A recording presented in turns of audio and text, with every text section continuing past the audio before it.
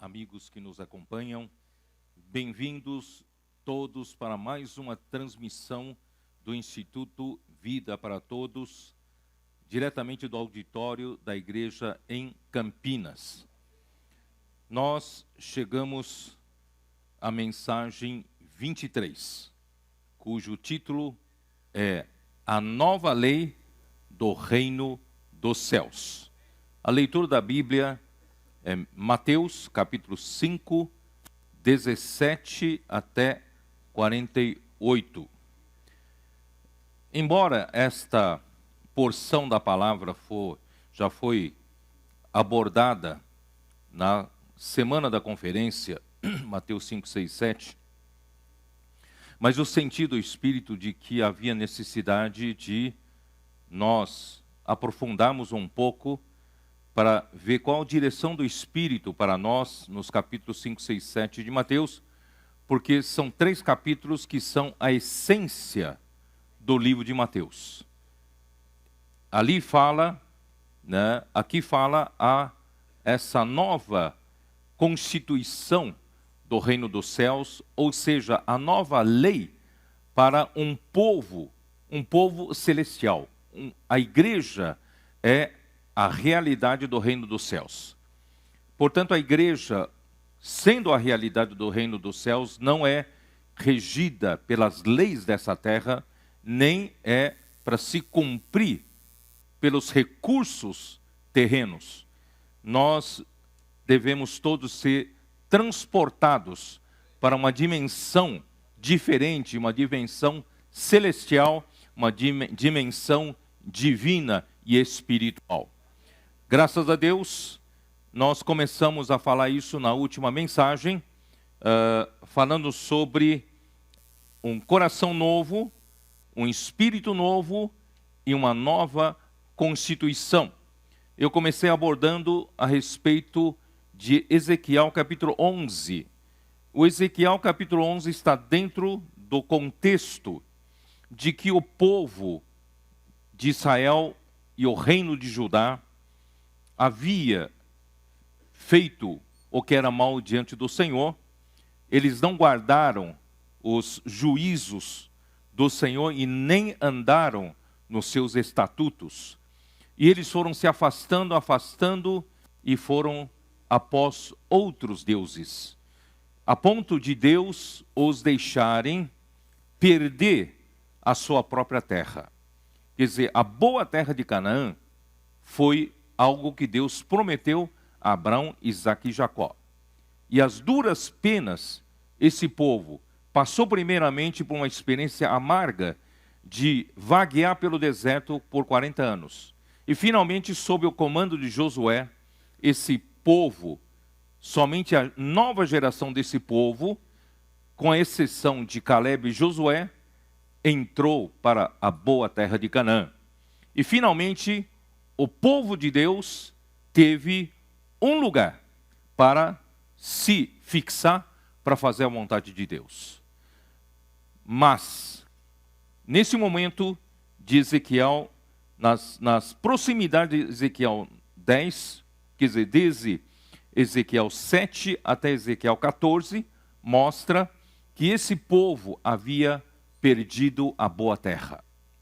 Esse povo, eles haviam se afastado tanto de Deus, que Deus permitiu que Nabucodonosor fosse levado o povo de Judá, do reino de Judá, para o exílio babilônico, e a partir de então o povo de Deus perdeu a terra. Queridos irmãos, o que significa perder a terra? A terra é o nosso terreno para nós edificarmos a casa do Senhor, para o testemunho do Senhor. Então são 3 coisas. Nós não podemos perder a terra, porque a terra é o terreno. Como é que você vai construir sua casa se você não tem um terreno? Então você precisa ter um terreno antes, certo? Você tendo um terreno, você então tem uma base para construir a sua casa. E você construindo a sua casa, você vai viver a realidade da sua família, portanto você terá um testemunho sobre essa terra e sobre essa casa pelo seu viver, pela sua presença. Estou certo ou não? Na igreja a mesma coisa. A igreja precisa de terra. Graças a Deus, Cristo é a nossa terra, mas mais do que isso, Deus nos deu um terreno. Baseado nesse terreno, nós temos uma base para edificar a igreja. Deus, muitos anos atrás, Ele nos deu a visão da unidade do corpo de Cristo, a unidade prática. Em cada cidade, nós temos apenas uma igreja. E isso é localmente sendo praticada, a igreja, mas universalmente falando, a igreja é uma só. Só que a igreja não é edificada no ar, a igreja é edificada na terra, no chão. E esse chão, irmãos, é essa base, esse terreno que Deus nos deu como essa boa terra. Além de Cristo ser a nossa boa terra, nós então temos o terreno, a base da unidade da localidade. Vocês perceberam? E a partir de então, irmãos, nós não mais reunimos na base da divisão. Nós não mais reunimos na base, em outra base, senão na base da unidade do povo de Deus. E sobre essa base, esse terreno, Deus então edifica a sua casa e está edificando a igreja do Senhor. E é sobre essa base que Deus nos dá toda a palavra profética. Porque estando na base da unidade, Deus nos entrega a palavra profética, porque essa palavra é para todos os filhos de Deus. Não sei se vocês entenderam. Se nós estivéssemos numa base de divisão, Deus não entregaria para nós a palavra profética. Mas nós estamos no terreno certo. Então, sobre esse terreno, Deus então hoje está edificando a sua igreja em Filadélfia, entre nós. E essa igreja em Filadélfia, irmãos, é para se encher da presença do Senhor, para se encher da glória do Senhor. E por fim, essa igreja em Filadélfia dá testemunho através do seu viver, através da sua obra, principalmente obra de expansão, né? Pregando o evangelho nas ruas, resgatando as pessoas das trevas e trazendo para a edificação da casa do Senhor. Não sei se vocês entenderam, então são três coisas aqui: é a terra, é a presença do Senhor, a glória, e o quê? O testemunho. Tá? Então, lá em São Paulo, eu li vários versículos sobre a perda da terra, tá? Eu li vários versículos, e a glória de Deus abandonou o templo por causa da situação lamentável do povo de Israel, e, por fim, a perda do lugar de habitação, que é o testemunho. Vocês se lembram a carta em Apocalipse para a igreja em Éfeso? Ele disse o quê? Tenho, porém, contra ti que abandonaste o primeiro amor. Se vocês não se arrependerem, eu virei, né? O que ele falou? Removerei de ti o candeeiro. O candeeiro é testemunho. Se você perde a terra, você perde a presença do Senhor, você perde o testemunho. Né? Então, qual é a solução? Por isso que Ezequiel 11, versículo 19, Deus disse, só tem uma solução. Para esse povo de dura serviço, eu fui tão misericordioso com esse povo, agora só tem uma solução para esse povo de fato fazer a minha vontade. Versículo 19, dar-lhes-ei um só coração, espírito novo porei dentro deles, tirarei da sua carne o coração de pedra e lhes darei coração de carne, para que andem só com coração novo, com espírito novo, é que eles conseguirão andar nos meus estatutos e guardem os meus juízos e os executem. Irmãos, é muito importante.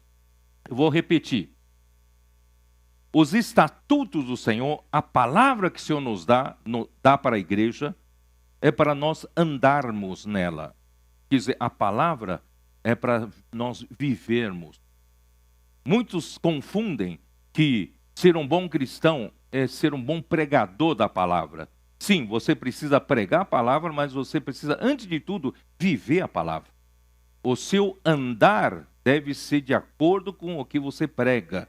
Então, que andem nos meus estatutos e guardem os meus juízos e os executem. A palavra de Deus não é uma palavra de teologia para nós aprendermos a falar para os outros, né? Mas a palavra do Senhor é para ser executada. Por isso, irmão, nós precisamos aprender, de um lado, nós aprofundarmos na palavra, nos constituirmos com a palavra do Senhor, e por outro lado, né, nós precisamos aprender a fazer a obra do Senhor, fazer a vontade do Senhor prosperar através da sua execução da palavra, tá?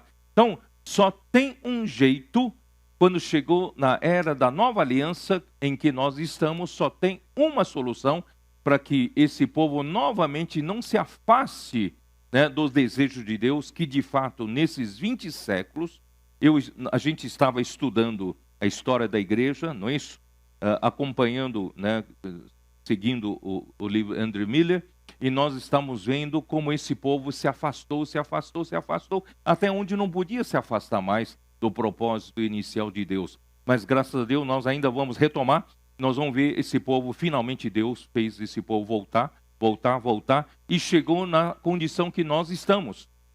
Embora ainda falhos, ainda temos muitos defeitos, irmãos, mas graças a Deus nós reunimos condições básicas de Filadélfia, né? Sendo de pouca força, mas o Senhor, né, tem posto diante de nós uma porta aberta. E nós nós guardamos a palavra do Senhor e não negamos o seu nome, e o Senhor é conosco. Os tesouros da palavra profética têm sido destrancados no nosso meio. Então nós retomamos a terra perdida, nós retomamos a glória do Senhor sobre nós, a presença do Senhor sobre nós, e nós retomamos o testemunho. A igreja hoje está brilhando, está dando testemunho. A igreja está sendo o sal da terra. A igreja está sendo a luz do mundo. Nós estamos retomando, restaurando o candeeiro que se apagou. Mas graças ao Senhor, hoje está brilhando. Quando nós saímos às ruas, chegamos às pessoas, posso orar por você, nós colocamos um pouquinho de sal para temperar a vida das pessoas, para dar sabor na vida das pessoas e devolver a alegria de viver para essas pessoas, né? Nós estamos o quê? Dando testemunho. Nós estamos dando luz nas trevas, as pessoas estão vivendo nas trevas, nós levamos um pouco de luz. Isso faz com que, né, nós, como filhos da luz, estamos como a lua governando a noite.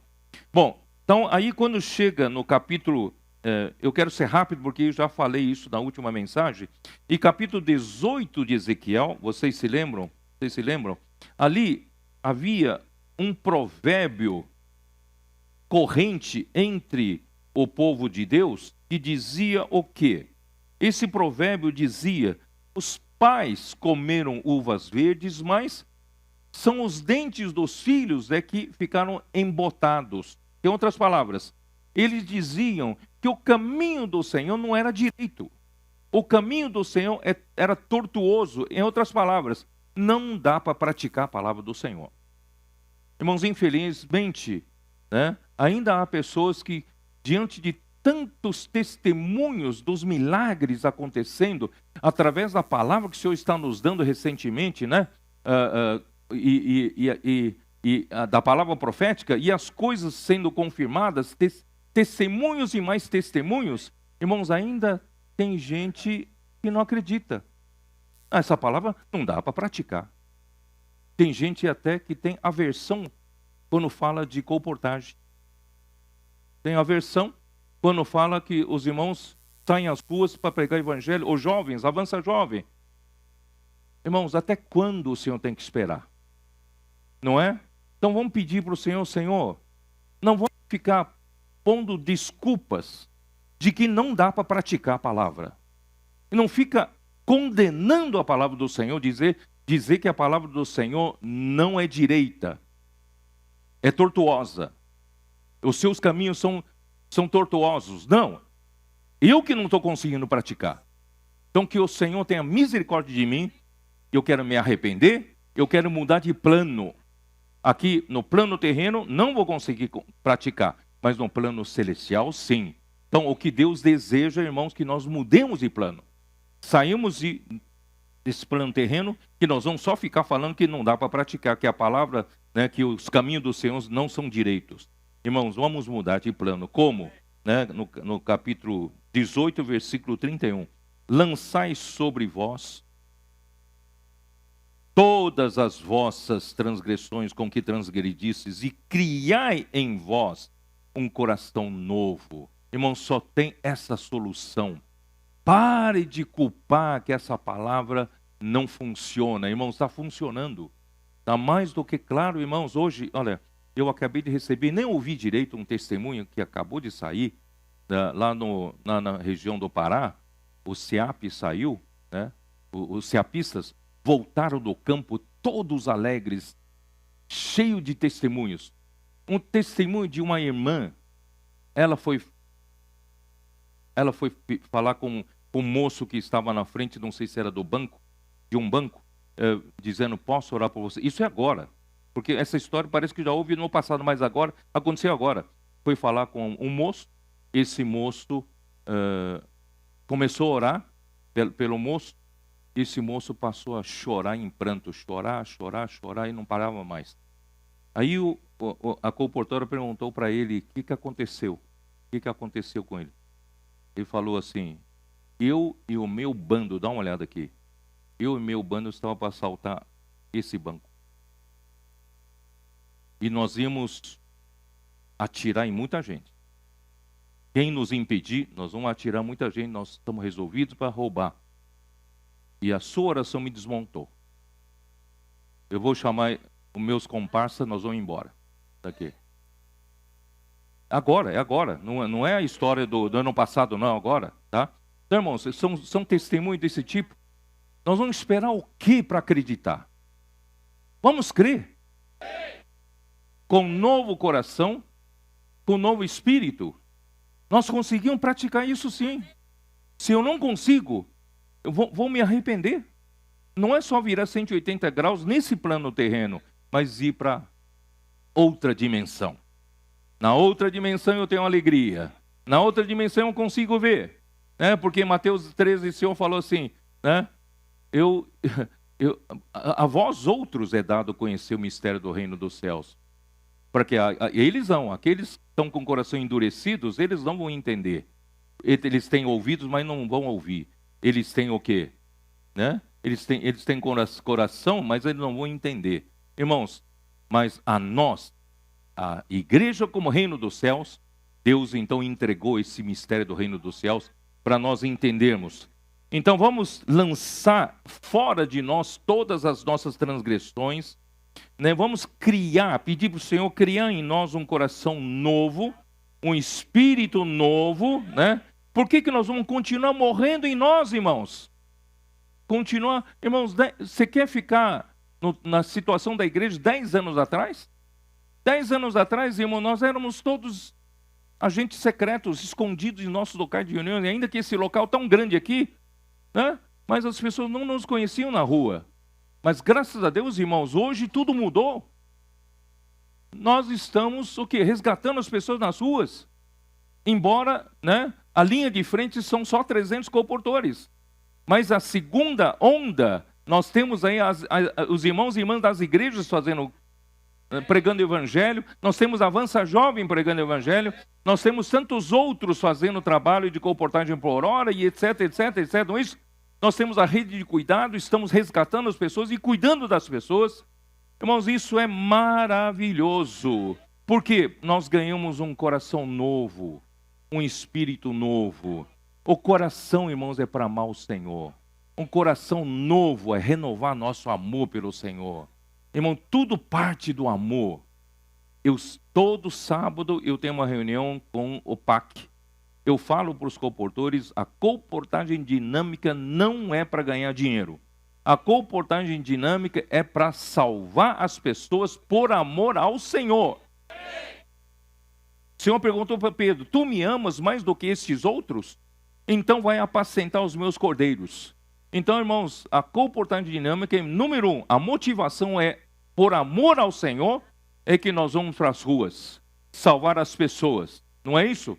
Graças ao Senhor por isso. Vamos lá. Aí então eu terminei no capítulo 36 de Ezequiel. 36, né? Eu expliquei que o coração é para amar, mas o espírito é para quê? Vocês se lembram ou não? O coração é para amar, o espírito é para quê? Um coração novo e espírito novo. Coração para amar, o espírito é fazer contato com Deus. O espírito é para receber Deus, não é? Nós perdemos essa sensibilidade com a queda. Com a queda, o nosso espírito amorteceu. E depois, vivendo na esfera da terra, nós perdemos essa sensibilidade de estar cheio de Deus, cheio da glória de Deus. E Deus quer nos dar um espírito novo. Esse espírito novo, irmão, vai fazer o quê? Vai fazer com que o nosso espírito esteja... O Senhor vai tirar de nós o coração de pedra. Vocês se lembram? Coração de pedra. Vamos lá. 2 Coríntios 3:3. 2 Coríntios 3:3.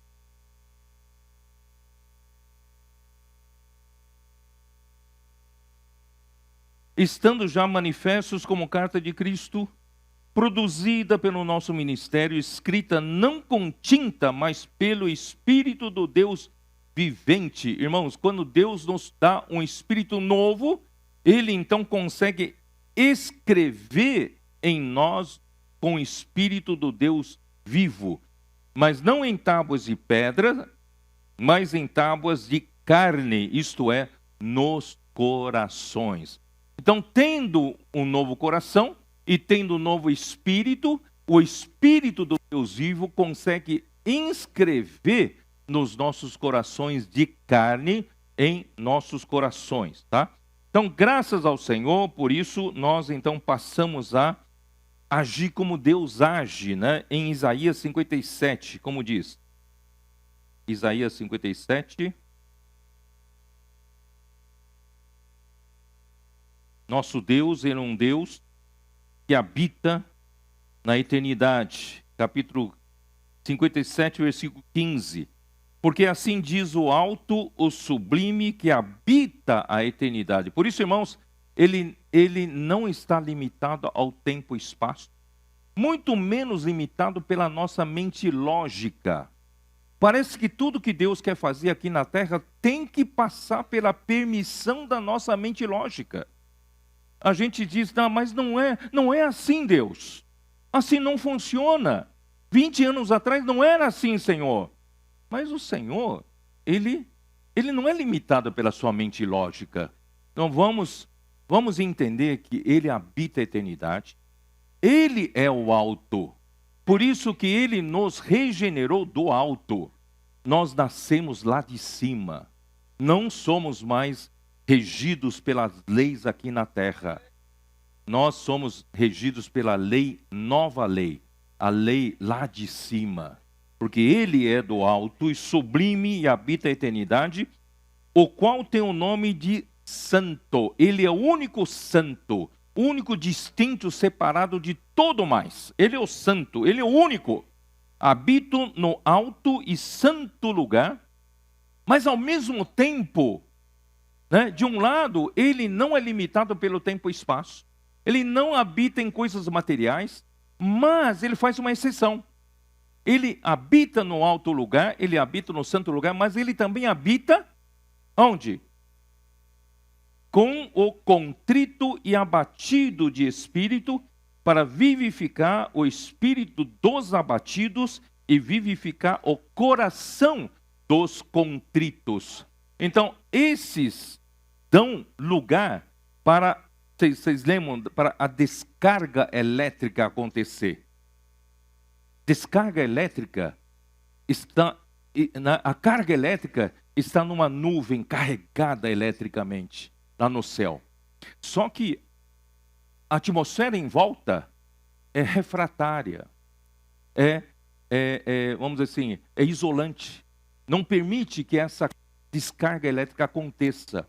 Mas de repente, essa carga elétrica é tão forte, que precisa descarregar em algum lugar, e quando encontra alguns elétrons que estão com o coração contrito. Já pensaram? Alguns átomos também estão com coração contrito e espírito abatido, né? Então, esses elétrons se soltam dos átomos e possibilita uma descarga elétrica. Por isso que a descarga elétrica geralmente não vem numa linha reta, vem num zigue-zague para procurar os de coração contrito e de espírito abatido até chegar no chão. É assim que atuam os nossos comportores, é assim que atua a Avança Jovem, é assim que atuam os irmãos da igreja quando saem, não é isso, para pregar o evangelho, vamos de um em um, certo? Tá. Esse aqui não quer, não tem problema, esse aqui quer, tá? Vamos lá, zigue-zague, vamos achar pessoas de coração contrito, pessoas de espírito abatido. Muito bem, então, queridos irmãos, dessa forma, irmãos, nós recebemos a natureza de Deus. Eu li isso na semana passada, 2 Pedro 1,4, para que sejais coparticipantes da natureza divina. Não estamos fazendo coisas, irmãos, meramente humanas. Estamos aqui na terra como seres humanos, mas estamos fazendo coisas que vêm pela natureza divina. Ó Senhor Jesus, não tenho muito tempo para falar, então essa nova lei é uma lei interior que Deus colocou em nosso coração, é uma lei superior à lei da própria vida de Deus, que está regendo nossos corações, nós que somos agora a nova criatura, né, o novo homem. E aí então, eu hoje vou começar, então, que eu não falei na semana passada, pela 1 João, capítulo 2. Dá uma olhada. Ó Senhor Jesus. Capítulo 2, perdão. 2 João. Perdão, 1 João. Que confusão. 1 João, capítulo 2.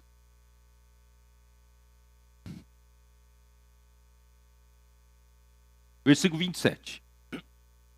Quanto a vós outros, a unção que dele recebestes permanece em vós.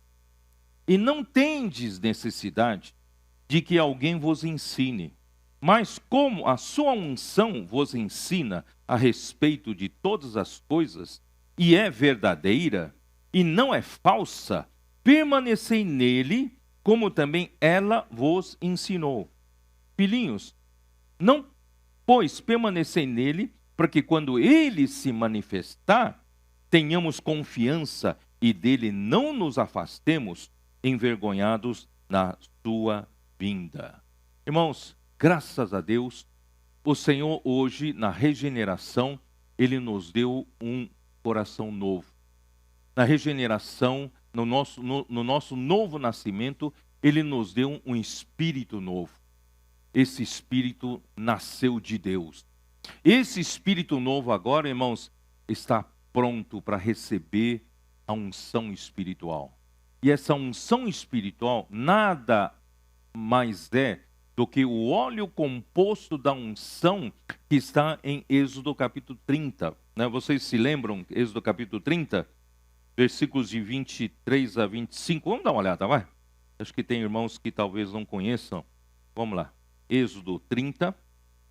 Ali está a maneira de se fazer óleo composto da unção.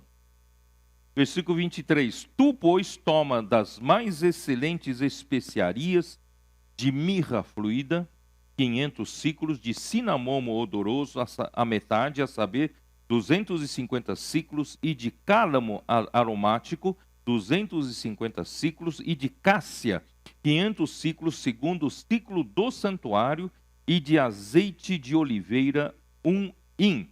Disto farás o óleo sagrado para unção, o perfume composto segundo a arte do perfumista. Este será o óleo sagrado da unção. Irmãos, para que o óleo sagrado da unção? É para inaugurar o funcionamento, sejam dos utensílios, sejam do próprio templo e sejam dos sacerdotes. Então, tudo que é para servir a Deus, para funcionar, para fazer a vontade de Deus, precisa ser ungido pelo óleo sagrado da unção. Então, o que é o óleo sagrado da unção?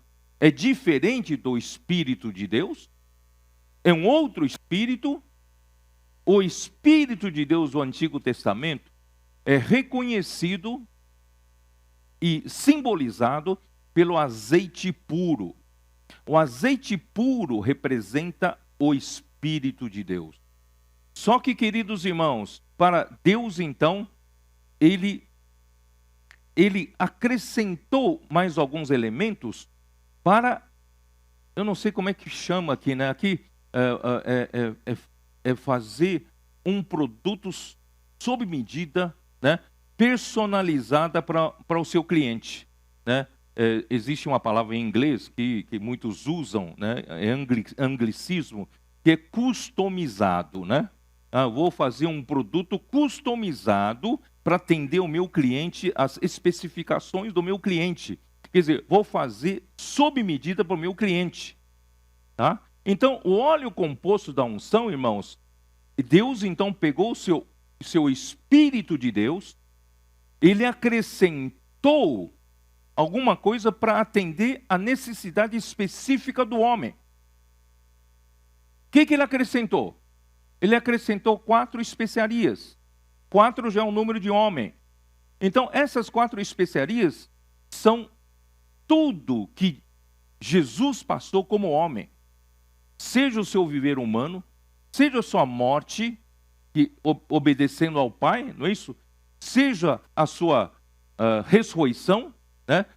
Então, tudo isso está incluído, tudo que Jesus viveu como homem, para atender a necessidade do homem, Deus misturou, colocou dentro, juntamente com um hin de azeite puro, e se tornou um óleo composto da unção. Vocês entenderam? E esse óleo composto da unção, irmãos, é o Espírito da verdade que está em João capítulo 14. Então, Deus, se você, como homem, às vezes a sua carne está tão viva, você não consegue fazer ela calar um pouco, né? Rebaixar um pouco. Então, você tem nesse óleo composto da unção o efeito da morte de Cristo, que pode mortificar a sua carne. Vocês entendem? Às vezes você está tão deprimido, você está tão para baixo, que você precisa do Espírito, né? Do Espírito, o elemento da ressurreição, para tirar você da situação da morte. Então, nesse óleo composto da unção, tem um elemento da ressurreição para te levantar da morte. Entendeu? Então, esse óleo composto da unção tem tudo que um homem precisa, tudo que um ser humano precisa para viver uma vida da nova lei lá no reino dos céus. Vocês estão entendendo? Então, irmãos, esse óleo composto da unção é a unção espiritual que Deus nos deu. Essa unção nos ensina a respeito de todas as coisas, e ela não é falsa, ela é verdadeira, e ela nos ensina para permanecer nele, permanecer em Deus, permanecer em Cristo, todo o tempo viver no Espírito. É isso que ela ensina, e ela não é falsa, ela é verdadeira, tá? Então isso é João 14, vamos lá para João 14. Esse óleo composto da unção é exatamente o que Jesus fez em João 14. Olha só que maravilha. Em João 14, deixa-me beber um pouco de água, tá?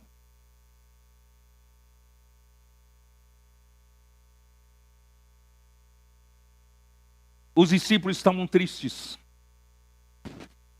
Entenderam que era a última ceia, que Jesus estava de partida deixando eles. E aí Jesus falou: não se turbe o vosso coração. É necessário que eu vá. A minha ida vai trazer muitos benefícios, mas muitos benefícios para vocês, né? Na casa do meu pai há muitas moradas, se assim não for, eu vou teria dito, pois vou preparar-vos lugar. Bom, até hoje muitos têm essa impressão: Deus vai preparar uma mansão celestial para mim. Então, nas minhas orações, Senhor, olha, eu quero de 3 quartos, eu quero ter um quintal grande, né? Uma área gourmet, né, Marcão? Uma área gourmet, né? Mas não é esse lugar que o Senhor foi preparar para nós, né? Então, que lugar é esse? E quando eu for e vos preparar lugar, voltarei e vos receberei para mim mesmo. Eu vou e volto para receber vocês para mim. E para quê? Para que onde eu estou, estejais vós também. Quer dizer, só tem uma maneira de nós, como igreja, de estarmos, né? De estarmos em Cristo e estarmos onde Jesus estava todo o tempo. Jesus estava no Pai. Jesus nunca se afastou do Pai. Jesus sempre viveu no Pai. Só que não tem como ele levar os discípulos ali fisicamente para o Pai. Ele precisava morrer. Ele precisava ir para a cruz. E essa morte, irmãos, nos redimiu, nos libertou da escravidão do pecado e nos fez receber uma nova vida. Essa nova vida, nova regeneração, novo nascimento, a regeneração, nos trouxe o quê? Nos trouxe o quê? Uma nova possibilidade de nós estarmos o quê? Sermos recebidos por Jesus. Mas só podemos ser recebidos por Jesus não em carne. Ele tinha que ir e voltar em forma do Espírito para nos receber e para nos levar para onde ele estava todo o tempo, que é no Pai, tá? E vós sabeis o caminho para onde eu vou. Disse-lhe Tomé: Senhor, não sabemos para onde vais, como saber o caminho? Respondeu-lhe Jesus: Eu sou o caminho e a verdade e a vida. Ninguém vem ao Pai senão por mim. Não é a casa celestial, mansão celestial. O que Jesus ia preparar lugar, irmãos, é para nos levar para o Pai. Ninguém vem ao Pai senão por mim, tá? Então vamos lá para o versículo 10. Não crês que eu estou no Pai e que o Pai está em mim? As palavras que vos tenho não as digo por mim mesmo, mas o Pai que permanece em mim faz as suas obras. Irmãos, entenderam que a palavra que Jesus falava, ele não falava por si, ele falava a palavra que o Pai quer dizer. Ele era apenas o porta-voz, ele era o profeta para dizer a palavra que o Pai quer. E a palavra que o Pai quer falar e fala através de Jesus faz as suas obras. Irmãos, tudo isso que está acontecendo não é pela nossa capacidade. Irmãos, eu não tenho capacidade de fazer acontecer todas essas coisas. Eu apenas procuro ser fiel na palavra. Se o Senhor quer que eu fale, eu falo. E essa palavra que Deus quer que a gente fale, essa palavra faz as suas obras. Por isso, irmãos, creia nessa palavra. Não resista contra essa palavra. Essa palavra vai fazer as suas obras. Crede-me que estou no Pai e o Pai em mim. Crede ao menos por causa das mesmas obras. Bom, eu vou pular um pouquinho para adiantar um pouco o versículo 16. E eu rogarei ao Pai, e Ele vos dará um outro Consolador, a fim de que esteja para sempre convosco.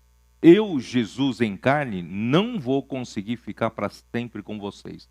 Mas eu vou rogar e o Pai vai mandar outro Consolador para poder ficar para sempre com vocês. Esse que vai ficar para sempre com vocês, irmãos, só tem um único jeito de ficar para sempre, é em forma do Espírito. Tá? Aí então, no versículo 17, explica. Quem é esse outro Consolador? É o Espírito da verdade, ou o Espírito da realidade. Tá? É o Espírito da verdade. Nesse universo, eu já expliquei, Deus é a única verdade. Deus é a única realidade. Todo mais, irmãos, saiu dele. Ele criou todas as coisas, então ele é a única verdade. Vocês entenderam? Então, o Espírito da verdade que o mundo não pode receber, sabe por quê? Porque não o conhece, não o vê, nem o conhece, mas vós o conheceis. Mas como é que os discípulos conheciam o Espírito da realidade, se ainda não foi enviado? Esse Espírito da realidade era o próprio Jesus. Porque ele habita convosco. Quem habitava com eles em carne? Era Jesus. Ele habita convosco e estará em vós. Então, o próprio Jesus é o próprio Espírito da realidade, só que ele estava com os discípulos em forma de carne ainda. Mas quando ele for pela morte e voltar depois da ressurreição, ele vai vir em outra forma. E essa outra forma é a forma do Espírito da verdade. Então, esse que está com vocês, ele estará em vocês, estará dentro de vocês, né? Então, não vos deixarei órfãos, voltarei para vós outros. Naquele dia, vós conhecereis que eu estou no meu Pai, e vós em mim, e eu em vós. Olha só que coisa, que maravilha. Eu não tenho tempo para explicar isso, irmão. Isso aqui, eu fico entusiasmado com isso. Se deixar, eu falo a mensagem toda sobre isso. É maravilhoso. Aí no versículo 23, né? Respondeu-lhe Jesus: se alguém me ama, guardará a minha palavra, e meu Pai o amará, e viremos para ele e faremos nele morada. Então, esse Espírito da realidade, que é uma unção espiritual, que é o óleo composto da unção, que é o próprio Senhor Jesus, que voltaria em forma do Espírito da realidade, ele, junto com o Pai, quer fazer morada em nós. Quer morar em nós. Senhor Jesus. Senhor Jesus. E essa unção é verdadeira, porque Deus é verdadeiro. 1 João 5,20, dá uma olhada. 1 João 5,20. Também sabemos que o Filho de Deus é vindo e nos tem dado entendimento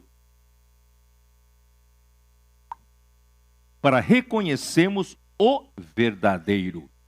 E estamos no verdadeiro, em seu Filho Jesus Cristo. Este é o verdadeiro Deus e a vida eterna. Irmãos, essa unção não é falsa. Essa unção é verdadeira. Porque nosso Deus é verdadeiro. E estamos no Deus verdadeiro e em seu Filho Jesus Cristo. E 1 João 2,24.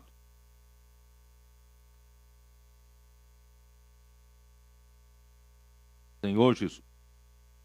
2,24. Permaneça em nós, em vós, o que ouviste desde o princípio. Se em vós permaneceu o que desde o princípio ouvistes, também permanecereis vós no Filho e no Pai. Então, essa unção, irmãos, nos ensina a permanecer no Filho e no Pai. Tá? É muito interessante isso. Senhor Jesus. Eu evito abrir muito o leque, porque eu fico entusiasmado. Se deixar, eu fico entusiasmado. É que na minha live de ontem, ontem à noite, eu expliquei que nosso Deus, irmãos, ele é a fonte da plena felicidade. Nosso Deus, ele é simplesmente tudo aquilo que você precisa para a satisfação total. Se você falar em luz, ele é a luz. Se você falar em amor, que é a coisa mais perfeita, ele é o amor. O homem está à busca de felicidade. Corre, e ninguém encontrou até agora, não é isso? Muitos já morreram, já foram enterrados, foram para o caixão, não acharam a felicidade. Muitos ganharam rios de dinheiro aqui na terra. Muitos viveram regaladamente, não é isso? Muito mais do que os outros. E muita gente morreu pobre. Quer dizer, mas ninguém encontrou a felicidade. Por quê? Sabe por quê? Porque a felicidade está em Deus e é Deus. Deus é a felicidade. Então, eu provei ontem, né? Em eu até trouxe a minha Bíblia em King James atualizada, né? Até o irmão Yudeu me deu essa Bíblia menor para poder carregar, porque a minha é grande. Então, em Salmo 16, dá uma olhada, em Salmo 16, eu li ontem, né?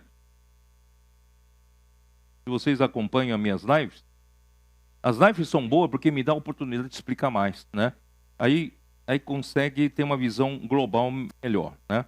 Aí, Salmo 16, ele fala assim, ó. Ele fala assim, no versículo 8. Bom, primeiro ele fala no versículo, meu Deus do céu, eu gosto tanto desse salmo. Versículo 2, ao Senhor declaro, tu és o meu Senhor e não tenho bem maior além de ti. Você consegue falar isso? Não precisa falar agora, mas fala quando você está sozinho no seu travesseiro hoje à noite. Às vezes você chora no seu travesseiro de solidão, às vezes você chora no travesseiro de problemas, mas hoje, experimente fazer assim, no seu travesseiro, você declara isso para o Senhor, Senhor, tu és o meu Senhor, e eu não tenho bem maior além de ti. O carrão que eu tenho não se compara a isso.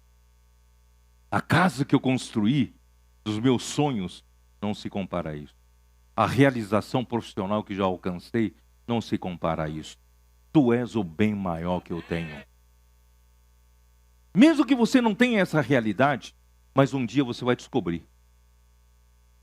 Você vai descobrir que bem maior que você tem dentro de você, às vezes você não valoriza.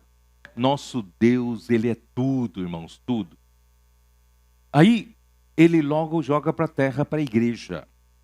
Quanto aos fiéis que há na terra, eles é que são os notáveis, nos quais tenho todo o meu prazer. Na verdade, isso aqui é o Filho falando para a igreja. Irmãos, nós não somos pessoas quaisquer na terra. Nós estamos debaixo da nova lei. Nós estamos vivendo a realidade do reino dos céus. Esses estão vivendo na realidade do reino dos céus, no outro nível, né, no outro patamar, lá no céu. Irmãos, eles vivem aqui na terra, na terra eles vivem como os notáveis. Nós somos os notáveis. Quem não vive assim, irmãos, não é notável. Não é distinto. Não é diferente dos demais. Não é isso?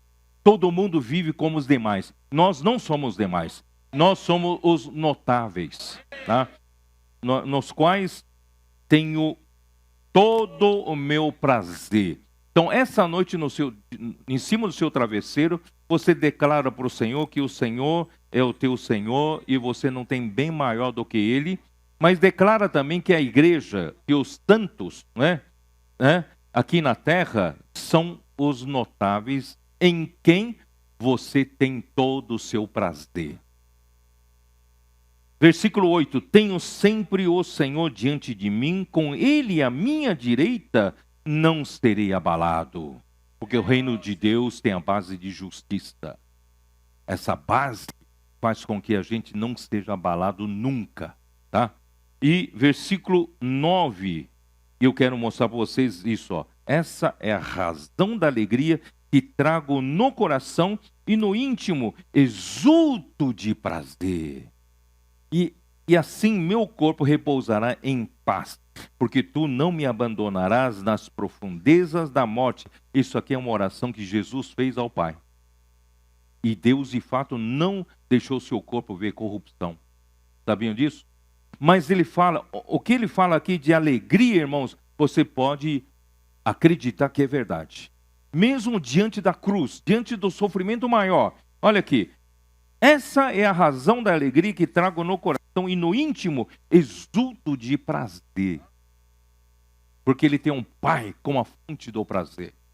E versículo 11 é o versículo chave que eu queria mostrar. Tu me fizeste conhecer o caminho da vida. Que caminho da vida é esse, irmãos? É o caminho, irmão, no plano celestial. Da vida da realidade do reino dos céus, da vida da igreja vivida ali no outro plano, nesse caminho da vida, irmãos, nós temos a plena felicidade da presença de Deus. E o eterno prazer de estar nas tuas destras, quer dizer, Deus colocou Jesus à sua destra, à sua direita, e ali, irmãos, pode ter certeza, Jesus está muito alegre. Por quê? Porque o Pai é simplesmente, a presença do Pai é simplesmente a plena felicidade. Quando fala plena, é plena. Um dia, você não precisará mais de entretenimentos, prazer aqui na terra para você viver com um pouquinho de alegria na pescaria, né, Ami? Num bom gourmet, né, Marcão? Né? Numa boa bebida, né? Nos prazeres do pecado, né? Numa realização profissional e ganhar muito dinheiro. Isso nos traz alegria, traz sim, não vamos mentir não, traz alegria, mas traz alegria passageira, não é isso? Vem e volta. Mas, irmãos, um dia nós vamos entender que é a plena felicidade, que é a alegria completa que está em João 14 e João 17. O meu gozo vos dou, não o gozo desse mundo, Jesus disse aos seus discípulos, mas para que o meu gozo esteja completo em vocês. A alegria de Deus, quando Deus nos dá, é completa. Aqui na terra, irmãos, por maior alegria que nós tenhamos em um jogo de futebol, quando o nosso time ganha, né? Ou ganhamos uma promoção na nossa empresa, duplicamos o nosso salário. Irmãos, essa alegria não se compara a Deus como nossa alegria. É como em 1 Pedro 1 fala, é alegria indizível, cheia de glória. Eu não aguentei e falei isso, tá? Isso também está em Provérbios 8, que eu não li, tá? Ali fala que o filho, quando está com o pai, ele vive feliz da vida. E o pai é o seu prazer. Irmãos, Deus é a verdadeira fonte de alegria, é a verdadeira fonte de prazer. Por isso, irmão, nós tendo essa unção que nos leva a permanecer no Pai e no Filho, irmão, você não vai desejar coisa nenhuma mais. Nós vamos nos sentir tão completos em tudo, em amor. Certa vez eu falei para vocês, lembra? Vocês um dia vão se sentir como se estivesse dentro de uma piscina e em volta, você está envolto no meio de amor. Você está mergulhando no meio de felicidade. Você está no meio de paz, como é que fala? De luz. Você está no meio, e essa luz não ofusca. Essa luz, Deus é luz, é tão forte, mas não ofusca os olhos, porque é uma luz da vida. Irmãos, simplesmente nós vamos... guarda bem o que estou falando, tá? É porque eu sei que depois, na outra vida, a sua memória vai funcionar. Não vai ser apagada, não. Escuta o que eu estou dizendo hoje, você vai comprovar lá. Vai lá, puxa vida, aquela palavra é verdadeira. Claro que você vai ver de outra forma. Não como entendemos hoje com a nossa mente lógica. Por isso, irmãos, Deus é a fonte da alegria.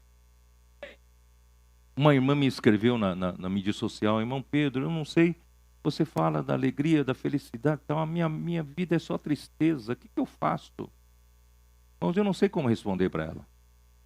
Eu só tenho a dizer que Deus, se ela descobrisse um caminho de realmente encontrar Deus dessa maneira, ela vai descobrir a fonte da alegria. Aqui na Terra a gente passa por tantos infortúnios, né? A gente passa por tantas tristezas, a gente perde um ente querido, perde isso, aquilo, tal. Mas, irmãos, nessa hora, o maior consolo nosso é viver na presença desse Deus que é a própria alegria. Acreditem nisso, irmãos. Acreditem em mim. Ó Senhor Jesus. Tá bom, tá, chega, não vou falar mais sobre isso. Então, essa transferência nossa para o pai e o filho, porque 1 João fala de pai e filho. Lembra que logo no começo João fala assim, ora, a nossa comunhão é essa, a nossa comunhão é com o Pai e com seu Filho Jesus Cristo. Vocês entendem? Então, a unção nos leva a permanecer no Pai e no Filho, e nós vamos ter alegria, nós vamos ter tudo, viver na luz, viver na verdade, viver no amor, na unidade. Irmãos, maravilhoso, maravilhoso. Eu não sei se vocês entendem o meu entusiasmo. Só falta eu ficar louco aqui, né? Irmãos, o que eu escrevi aqui, ó, essa transferência para o Pai e o Filho é a nossa única chance de cumprir a nova lei decretada pelo Rei do Reino dos Céus. Porque essa nova lei é impossível para um homem que vive no plano da terra cumprir. Vamos lá. Mateus 5.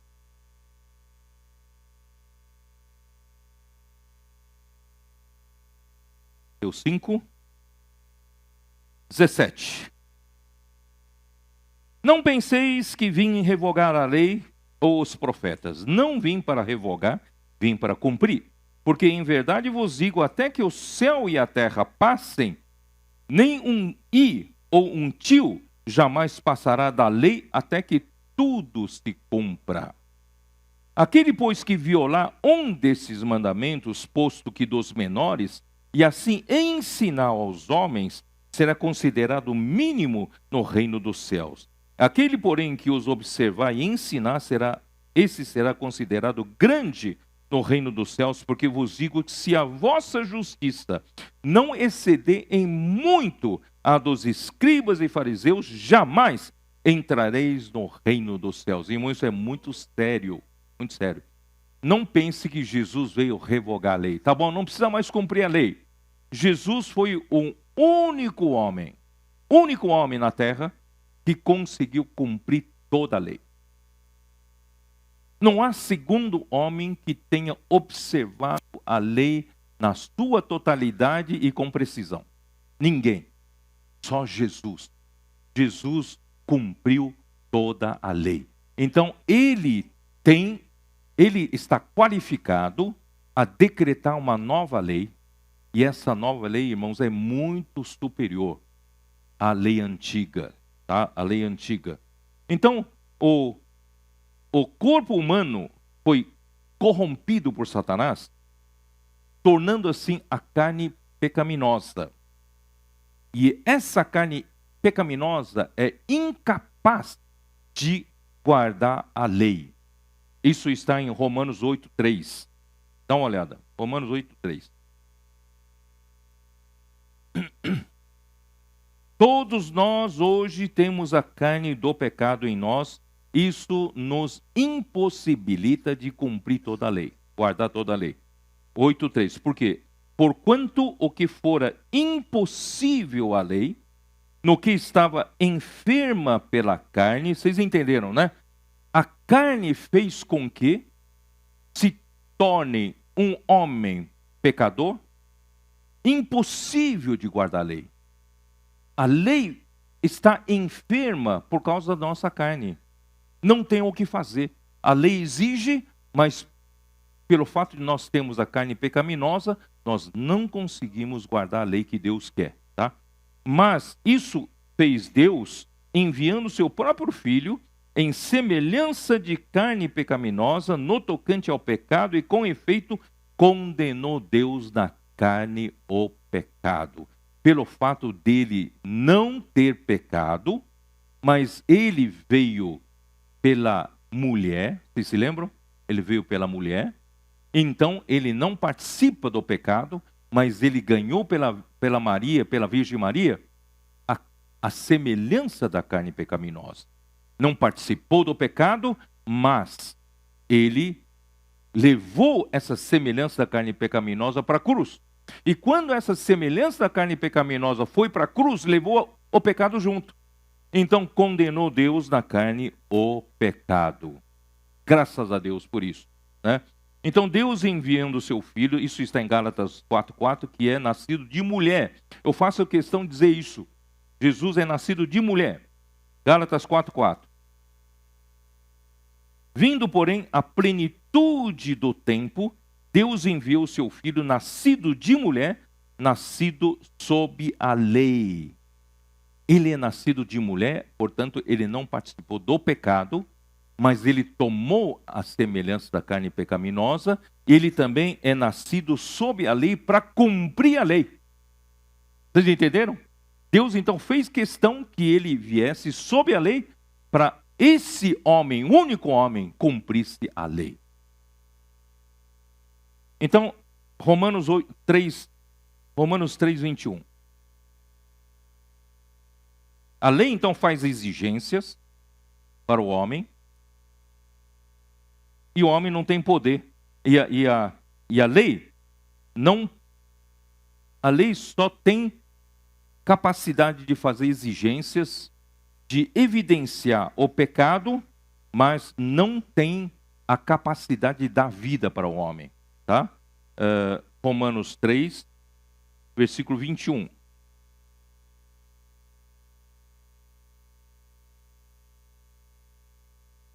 É isso ou não? Oi? Pois agora sem lei manifestou a justiça de Deus, testemunhada pela lei e pelos profetas, né? Não, mas não é esse. Onde está o versículo? Está né? Está no 23, né? Não.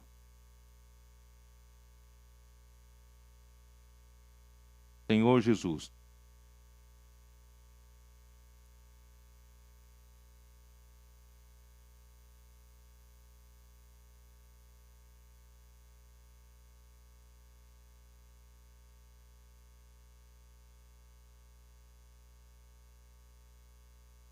Ó Senhor Jesus. Oi?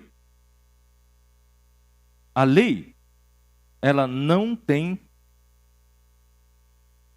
poder de dar vida. Eu peguei, acho que o versículo errado. Ela não tem o poder de dar vida para o homem. Se a lei pudesse dar vida ao homem, aí sim, né, o homem poderia ganhar vida através da lei e cumprir a exigência da lei. E assim, a lei, Gálatas 3, dá uma olhada em Gálatas 3, a lei então serviu.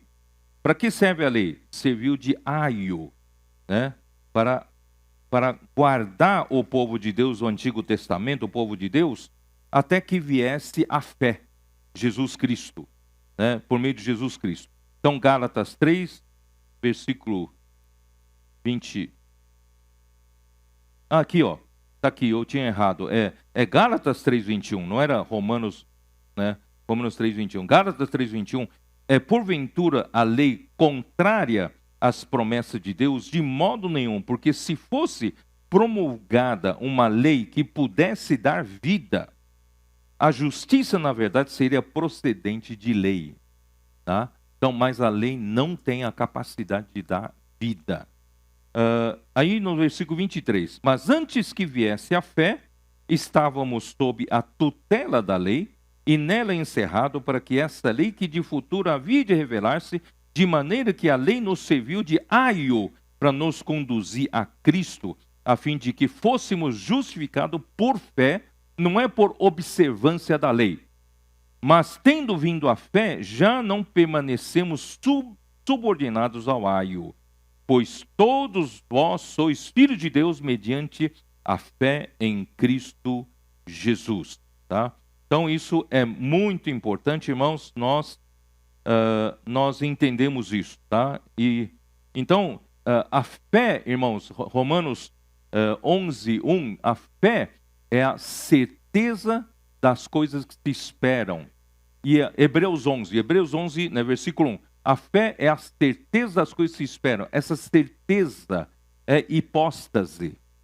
E a hipóstase, em Hebreus capítulo 1, versículo 3, é a mesma palavra para o ser de Deus, para a substância de Deus. Então, a fé leva você até a substância de Deus. A fé é capaz de tirar você da esfera da terra, tirar você da esfera da mente lógica, para a esfera de Deus. A fé é essa verdadeira transferência. Por isso nós precisamos não ficar na esfera da lei. Nós precisamos o quê? Pela fé, nós temos acesso às coisas da substância de Deus, da esfera de Deus, da dimensão de Deus. Por isso precisamos viver pela fé. Tá bom, então vamos voltar lá para Mateus 5, né? Vamos começar a ver quais são as leis. Mateus 5, versículo 21. Vamos lá. Senhor Jesus. Ouvistes que foi dito aos antigos, não matarás, e quem matar estará sujeito a julgamento. Eu, porém, vos digo que todo aquele que sem motivo se irá contra seu irmão, alguns manuscritos não têm sem motivo, tá? Se irá contra seu irmão, estará sujeito a julgamento, e quem proferir um insulto ao seu irmão, estará a julgamento do tribunal, e quem lhe chamar tolo, estará sujeito ao inferno de fogo ou geena de fogo. Se, pois, ao trazeres ao altar a tua oferta, e ali lembrares de que teu irmão tem alguma coisa contra ti, deixa perante o altar e a tua oferta, vai primeiro reconciliar-te com teu irmão, e então, voltando, faze a tua oferta. Entra em acordo sem demora, né, com o teu adversário, enquanto estás com ele a caminho, para que o adversário não te entregue ao juiz, ou juiz ao oficial de justiça, e sejas recolhido à prisão. Em verdade te digo, não sairás dali enquanto não pagares o último centavo. Então, aqui, né, fala assim, versículo 21. Ouvistes que foi dito aos antigos, não matarás. Essa é a lei antiga. Aí o versículo 23. Eu, porém, vos digo, essa é a nova lei. Vocês entenderam? A antiga lei foi posta, mas eu, porém, vos digo, Jesus elevou essa lei. Colocou muito mais exigências, somente o povo do reino dos céus consegue cumprir.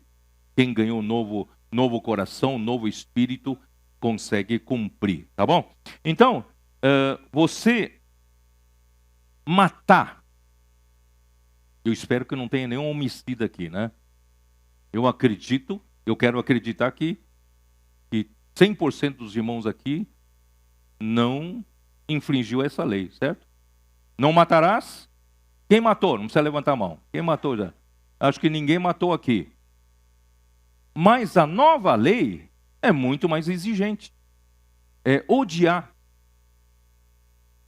Quem aqui nunca odiou ninguém? Não tem um.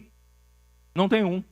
Todos nós odiamos. Então, irmãos, matar, a antiga lei é fácil, não matar. Mas odiar, a nova lei, não é fácil. Não é fácil, né? Então, aqui fala de vários... Na verdade, eu coloquei aqui, mas eu não quero falar, porque, né, para não ocupar muito tempo. Mas aqui, na verdade, fala de vários níveis de julgamento que o povo judeu sabia o que Jesus está falando. Primeiro é um nível distrital, né? Depois é ao nível de sinédrio. E o nível de sinédrio, na verdade, é como se fosse o nosso Supremo Tribunal Federal, STF. Já é a última instância.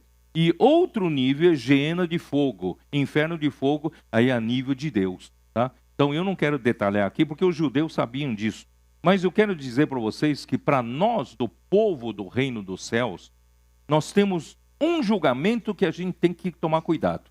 Porque nenhum julgamento vai nos levar para o lago de fogo mais. Porque uma vez salvos, somos salvos para sempre. Mas, irmãos, tem um problema. Você vai ficar no castigo durante o reino milenar ou não. Então, esse julgamento do tribunal de Cristo, irmãos, é que nós estamos nos cuidando. Eu quero ser aprovado no tribunal de Cristo. Porque se eu não for aprovado no tribunal de Cristo, eu vou ficar nas trevas exteriores, um choro e ranger de dentes. Não é isso?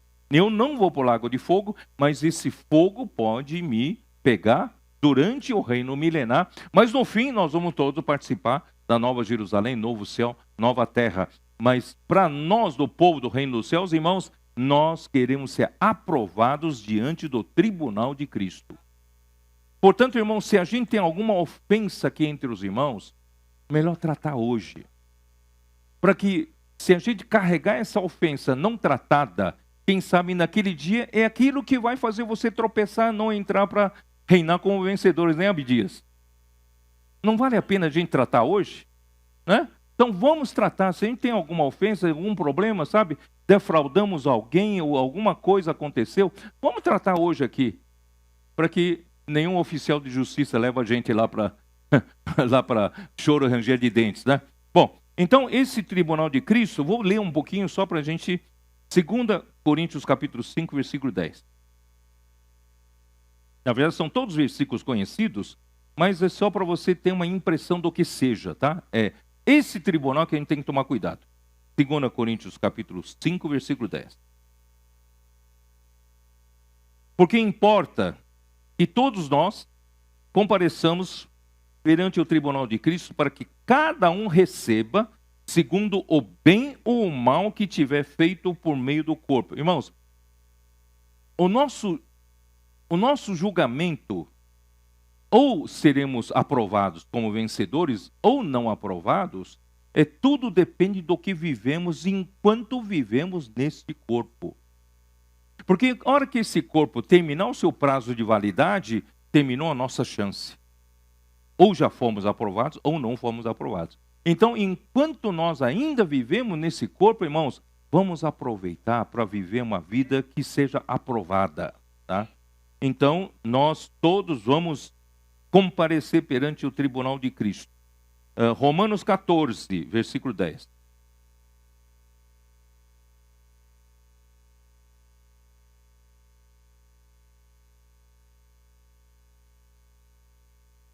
Versículo 10, como diz: Tu, porém, porque julgas teu irmão? E tu, por quê? Desprezas o teu? Pois todos compareceremos perante o tribunal de Cristo. Não vamos nos gabar, né, um perante o outro e ficar julgando um ao outro. Irmãos, é Deus quem julga. Ele é o reto juiz. Ele sabe julgar imparcialmente e nós não sabemos julgar. Então, irmãos, enquanto vivemos aqui na terra, não vamos julgar um ao outro. Porque todos compareceremos perante o tribunal de Cristo. Versículo 12. Assim, pois, cada um de nós dará contas de si mesmo a Deus. Não precisa dar conta dos outros, não, né? Você tem que dar conta de si mesmo, tá bom? 1 Coríntios capítulo 4, versículo 4. 1 Coríntios capítulo 4, versículo 4. Pois, porque de nada me argui a consciência, contudo, nem por isso me dou por justificado, pois quem me julga é o Senhor. Portanto, nada julgueis antes do tempo, até que venha o Senhor, o qual não somente trará à plena luz as coisas ocultas das trevas. Não pense que você vai estar, sabe, você faz as coisas e ninguém está vendo. Essas coisas vão aparecer para serem julgadas. Mas também manifestará os desígnios dos corações, e então cada um receberá o seu louvor da parte de Deus. Irmãos, não é para a gente hoje buscar coisas vãs, como vanglória, como ambicionar uma posição, amor pelo cargo, receber glória dos homens. Irmãos, é importante receber louvor de Deus. Capítulo 3, versículo 13, já é com relação à obra. Manifesta se tornará a obra de cada um, pois o dia a demonstrará, porque está sendo revelada pelo fogo, e qual seja a obra de cada um, o próprio fogo o provará. Se permanecer a obra de alguém que sobre o fundamento edificou, esse receberá galardão. Irmão, nós queremos galardão, tá? Ó Senhor Jesus, irmãos, eu não quero, não busco aqui na terra glória dos homens, não busco nada para mim, eu só quero um dia, sabe, Deus me aprovar, poder receber galardão da parte de Deus e louvor da parte de Deus. Isso sim, isso importa, tá? E que mais? Mateus 16, 27. É o que o Senhor Jesus disse naquele capítulo sobre a igreja, lembra? 16, versículo 27. Porque o Filho do Homem há de vir na glória de seu Pai com seus tantos anjos, e então retribuirá a cada um conforme as suas obras. Lembre-se sempre disso. Nosso Deus é um Deus galardoador. Isso está escrito em Hebreus capítulo 11. Nós precisamos entender, embora não haja possibilidade de um que é verdadeiramente salvo perder a salvação, mas lembre-se, Deus é o galardoador. Ele retribuirá a cada um conforme as suas obras. Tá? E Apocalipse 22, 12. Deus é um Deus galardoador. 22, 12. E eis que venho sem demora, e comigo está o galardão que tenho para retribuir a cada um segundo as suas obras. Irmãos, a vinda do Senhor está próxima, está às portas, não demora. Com Ele está o nosso galardão. Não seja tentado para buscar alguma coisa aqui na terra. Ele vai nos galardoar. Hebreus 10, versículo 27. Pelo contrário, é isso, né? Pelo contrário, certa expectação horrível de juízo e fogo, vingador prestes a consumir os adversários, né? Versículo 29. De quanto mais severo o castigo que julgais vós, será considerado digno aquele que calcou os pés, né? Tal. Ó Senhor Jesus.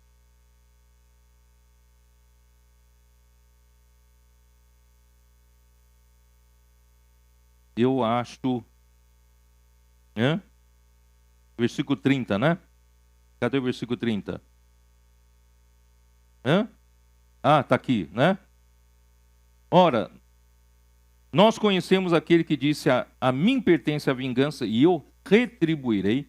E outra vez o Senhor julgará o seu povo. Horrível coisa é cair nas mãos do Deus vivo. Bom, passada essa parte, né? Você vai dizer, mas espera aí, a lei está tão forte, como é que eu vou vencer? Eu sou um homem ainda passível de cair em pecado, mas graças a Deus, irmãos, se nós, porventura, formos vencidos pelo pecado, nós temos a 1 João capítulo 1, versículo 7, que diz o quê? Se, porém, andarmos na luz, como Ele está na luz, mantemos comunhão uns com os outros, e o sangue de Jesus, seu Filho, nos purifica de todo o pecado. Versículo 9. Se confessarmos os nossos pecados, Ele é fiel e justo para nos perdoar os pecados e nos purificar de toda a injustiça. Portanto, irmãos, se nós, porventura, formos vencidos pelo pecado, ainda temos caminho de arrependimento. Os anjos já não têm essa oportunidade. Eles erraram, não têm oportunidade de arrependimento, mas nós ainda temos. Por isso, irmão, vamos aproveitar isso.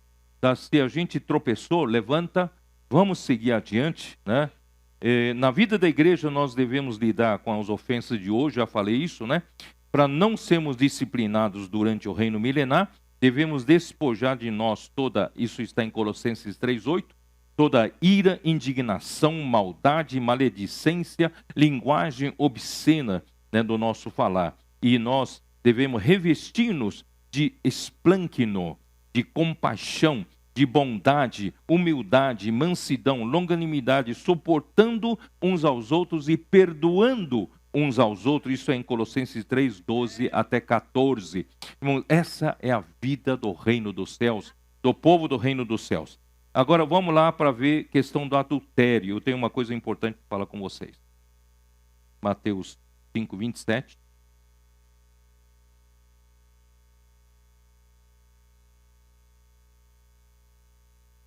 Ouvistes que foi dito, não adulterarás.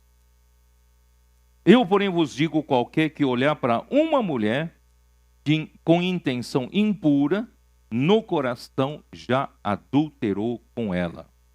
Se o teu olho direito te faz tropeçar, arranca-o e lança-o de ti, pois te convém que se perca um dos teus membros e não seja todo o teu corpo lançado no inferno. E se a tua mão direita te faz tropeçar, corta e lança de ti, pois te convém que se perca um dos teus membros e não vá todo o corpo para o inferno. Também foi dito àquele que repudiar a sua mulher, dê-lhe carta de divórcio. Eu, porém, vos digo, qualquer que repudiar a sua mulher, exceto em caso de relações sexuais ilícitas, a expõe a tornar-se adúltera, e aquele que casar com a repudiada comete adultério.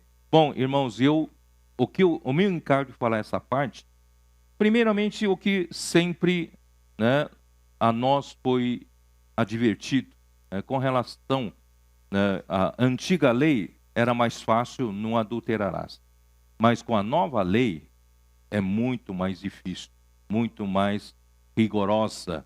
Então, qualquer que olhar para uma mulher com intenção impura, já adulterou com ela. Então, irmãos, nessa área, é uma área que nós todos precisamos tomar muito cuidado.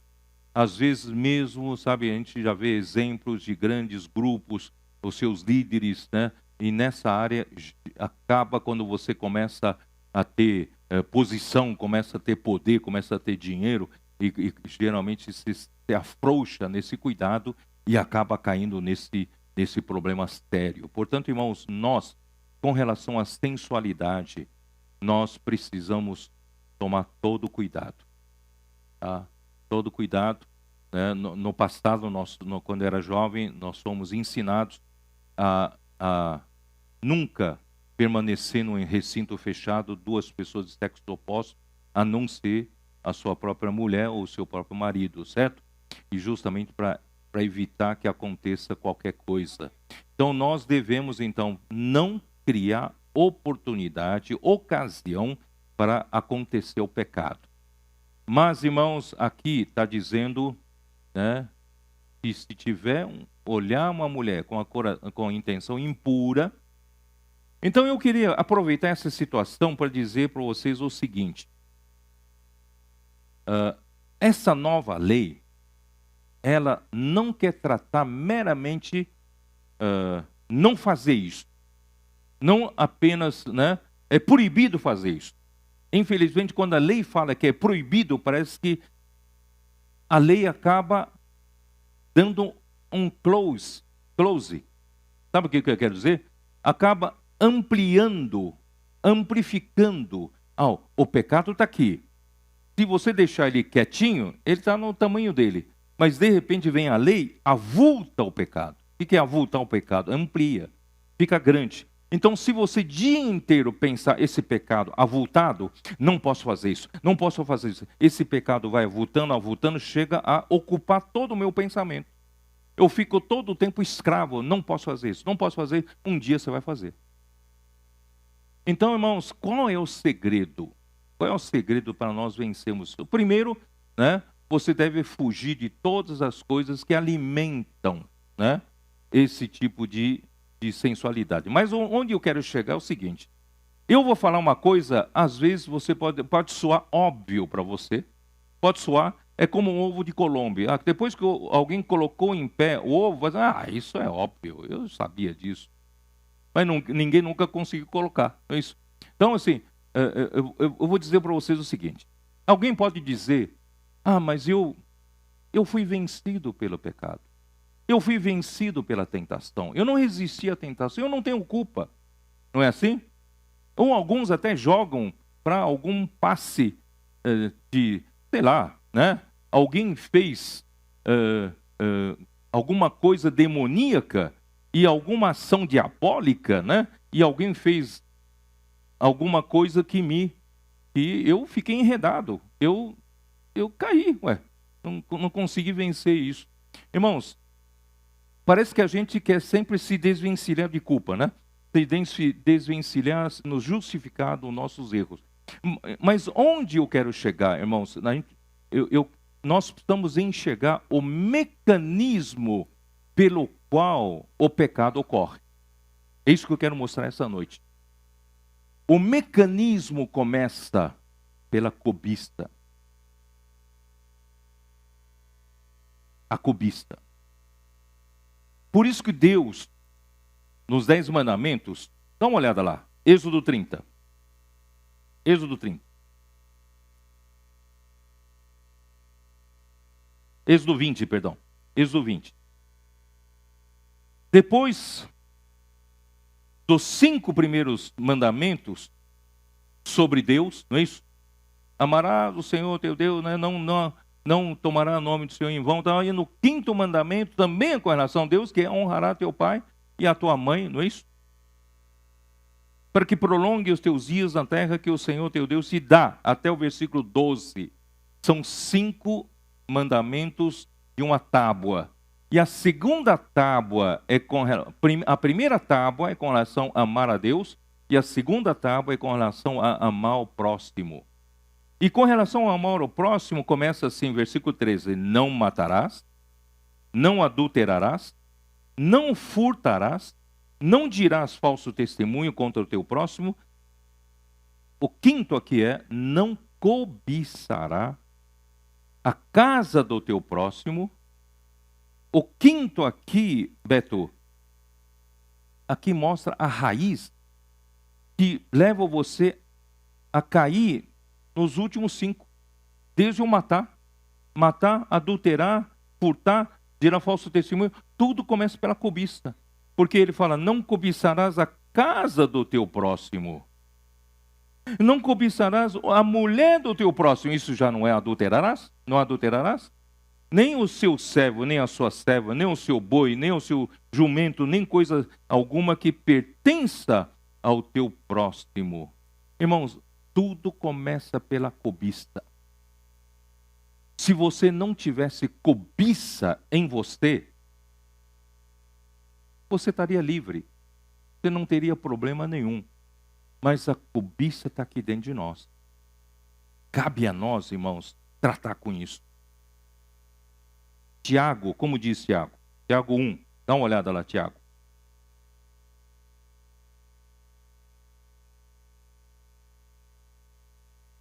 Tiago 1, versículo 13. Como diz?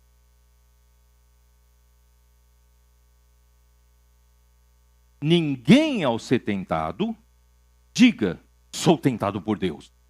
Não. Porque Deus não pode ser tentado pelo mal, e Ele mesmo a ninguém tenta. Deus não tenta você. Ao contrário, cada um é tentado pela sua própria cobiça. Quando esta o atrai, vem para cá, e o seduz. Tá? Então, a cobiça, depois de haver concebido, a cobiça pode engravidar, né? É concebido, tá? Você deixou conceber. Isso quer dizer o quê? A cobiça pode não conceber. Você pode não deixar ela conceber. Mas se você deixar conceber, vai gerar o pecado. Vocês entenderam? Então, uma vez de haver concebido, dá à luz o pecado. E o pecado, uma vez consumado, gera a morte. Esse é o mecanismo. O mecanismo começa pela cobiça. E a cobiça, se você não trata, deixa ela ali fermentando, vai conceber e vai gerar o pecado. E o pecado vai gerar morte. Você vai estar numa morte espiritual. Talvez você engane todo mundo, mas a sua morte espiritual não engana ninguém. Tá? Então, irmãos, aí eu me lembrei de Caim. Vocês se lembram ou não? Gênesis capítulo 4. Gênesis capítulo 4.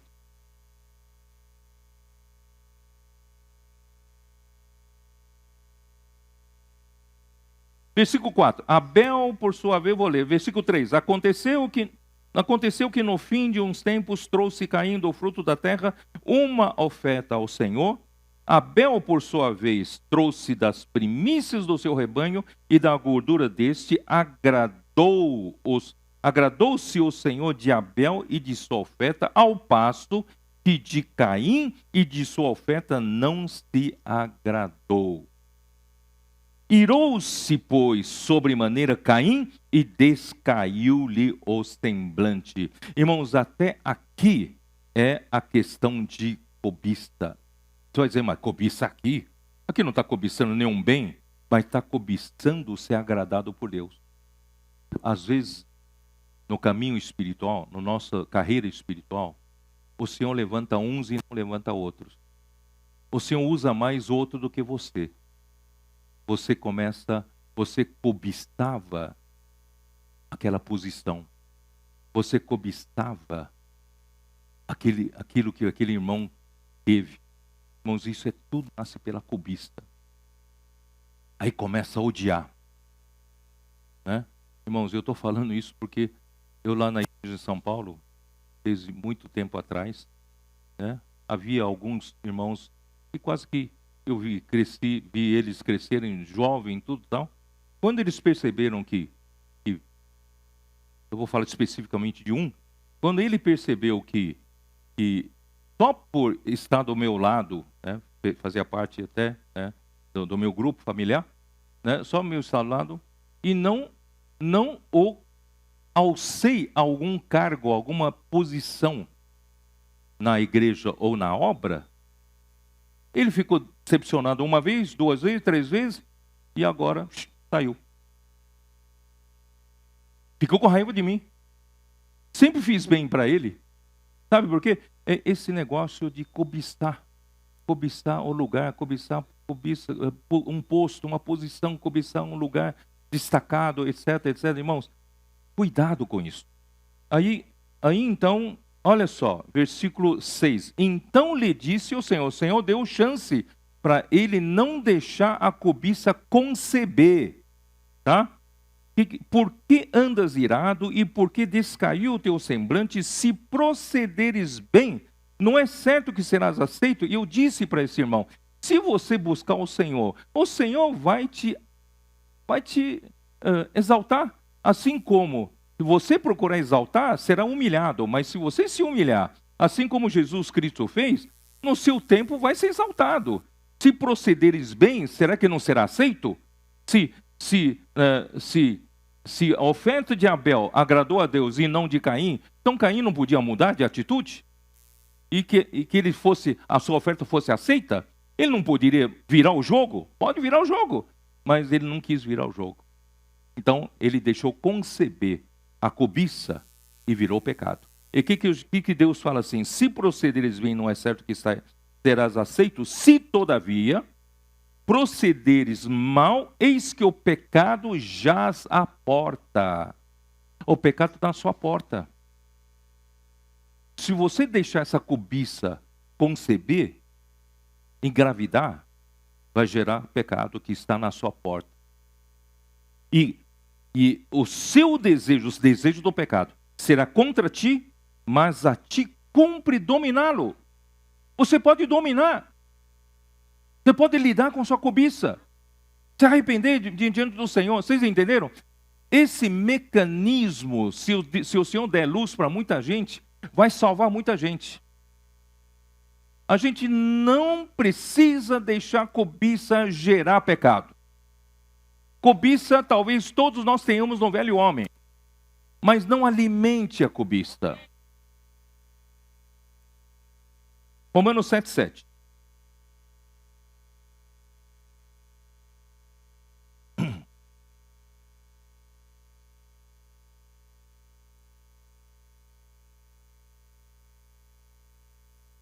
Que diremos, pois? É a lei pecado? De modo nenhum. Mas eu não teria conhecido o pecado, senão por intermédio da lei. Pois não teria eu conhecido a cobiça, se a lei não dissera, não cobiçarás. Mas o pecado, tomando ocasião pelo mandamento, despertou em mim toda sorte de concupiscência. Irmãos, a cobiça é igual à concupiscência, tá? Porque sem lei está morto o pecado. Queridos irmãos, nós temos um problema de cobiça no velho homem, nós temos um problema de concupiscência no velho homem, mas nós podemos tratar com isso. Não precisamos deixar ela se desenvolver. né? Mateus 22, 36.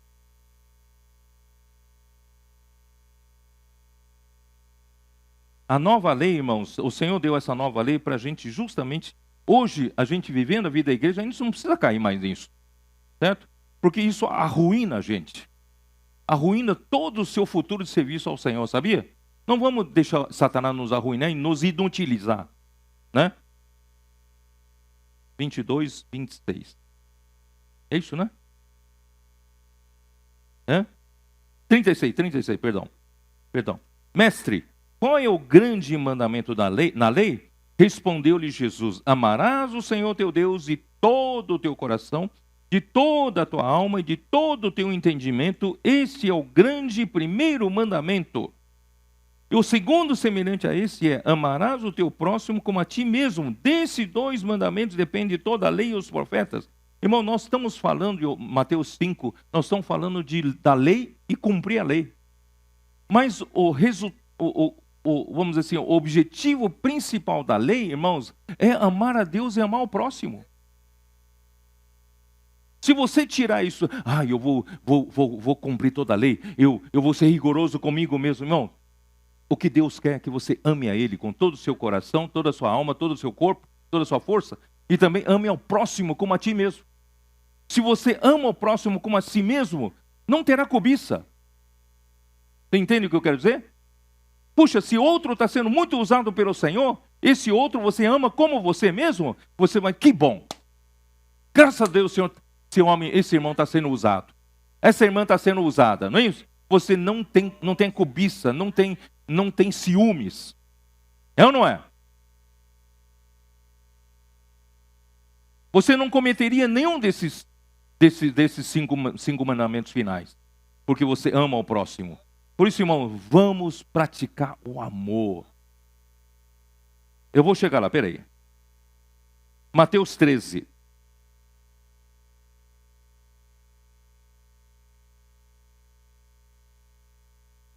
Versículo 8.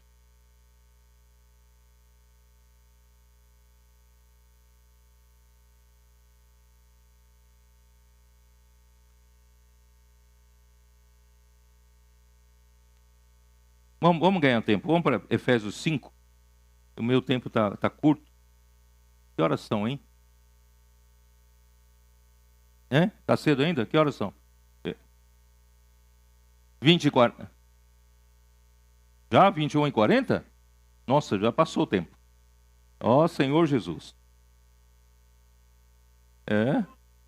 Ó Senhor Jesus. Meu Deus do céu, eu estava pensando que era 9 horas ainda. Desculpe então, vou procurar terminar rápido. Tá?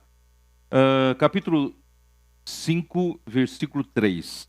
Mas a impudicícia e toda sorte de impureza ou cobiça, nem sequer se nomeie entre vós como convém a santos, nem conversação torpe, nem palavras vãs, chocarrices, coisas essas, inconvenientes, pelo contrário, ações de graça. Irmão, isso quer dizer o quê? Não alimente a sua cobiça. Se você não quer que a sua cobiça conceba e vire um pecado, não fica alimentando com ambição pela posição, ambição pela fama, pelas glórias dos homens, não fica alimentando a sua sensualidade, né? Vendo pornografia, vendo, sabe, despertar toda sorte de sexualidade, sabe? Se você alimenta, você está alimentando sua cobiça, e a cobiça vai virar um pecado, vai conceber um pecado, né? Então, se você tem cobiça de ganhar dinheiro, né? Fazer, vamos dizer assim, ganhar dinheiro é antes, mesmo que eu prejudique os outros, meu negócio é ganhar dinheiro, sabe? Não deixa esse negócio gerar pecado, virar avareza, tá? Então, baseado nisso, vamos lá, 1 Timóteo 6. Puxa vida, não sabia que já era tão tarde. Desculpe. 1 Timóteo 6.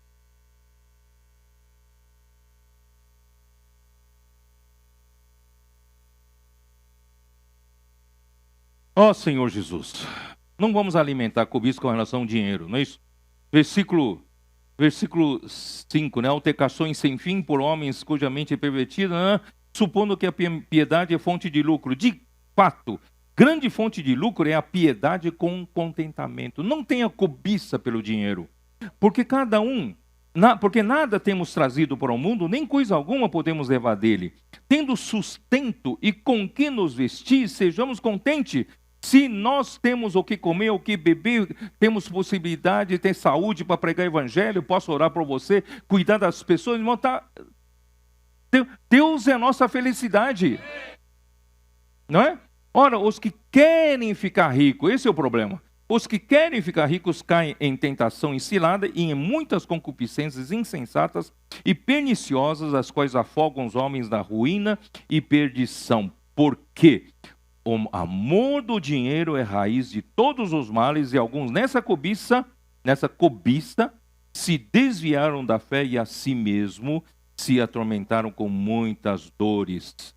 E vamos lá para o versículo 17. Exorta os ricos do presente século que não sejam orgulhosos. Quem tem muito dinheiro parece que tem rei na barriga, não é isso? E nem depositem a sua esperança na instabilidade da riqueza, mas em Deus que tudo nos proporciona ricamente para nossa felicidade. Aqui, na verdade, para a nossa felicidade. A nossa felicidade está em Deus, não está em dinheiro. Você pode não ter muito dinheiro, você ser feliz. Outro pode ter muito dinheiro, só vive de preocupações. É ou não é? Que pratiquem o bem, sejam ricos de boas obras, generosos em dar e pronto para repartir, e que acumulem para si mesmo um tesouro sólido, fundamento para o futuro, a fim de se apoderarem a verdadeira vida. Esse é o verdadeiro futuro. O nosso futuro é a verdadeira vida. Não está em garantir nosso futuro aqui na terra. Ó Senhor Jesus. Bom, eu vou terminar por aqui. Não vou conseguir falar juramentos, olho por olho, né? Mas no fim, irmãos, 43. Sede perfeitos, como é o vosso Pai Celeste. Irmãos, tudo isso, na verdade, resume a gente não deixar cobiça conceber o pecado. Pelo contrário, vamos deixar que essa vida do Rei do Reino dos Céus, trazendo a vida e a natureza do Pai Celeste, Pai que é perfeito, nos conduza ao amor. O amor, irmãos, o amor é a coisa mais perfeita. Em Colossenses fala, o amor é o vínculo da perfeição. Em 1 Coríntios 13 fala, quando chegar ao que é perfeito, então o que é em parte irá embora. Irmãos, o que é perfeito é o amor. Então, mesmo falando da lei, a lei, o resumo e o objetivo final da lei, irmãos, é nos levar a amar Deus e amar o próximo como a si mesmo. Portanto, irmãos, eu espero ter ajudado vocês. Não deixe essa noite, eu creio que eu deixei esse mecanismo do pecado bem claro para vocês. Você pode evitar. Não é que você vai dizer, não, é proibido fazer isso, não vou fazer isso, não vou fazer, não adianta. Dessa forma você vai cair. Mas assim, quando chega a cobiça, não alimente. Trate com ela. Vai diante do Senhor, você vai ver que essa cobiça não vai conceber, não vai chegar até pecado e não vai levar você à morte. Nós vamos poder servir ao Senhor, irmãos, né, numa boa, vamos dizer assim, honestamente, né, com uma vida santa, né, e com a natureza celestial. Deus abençoe a todos. Jesus é o Senhor.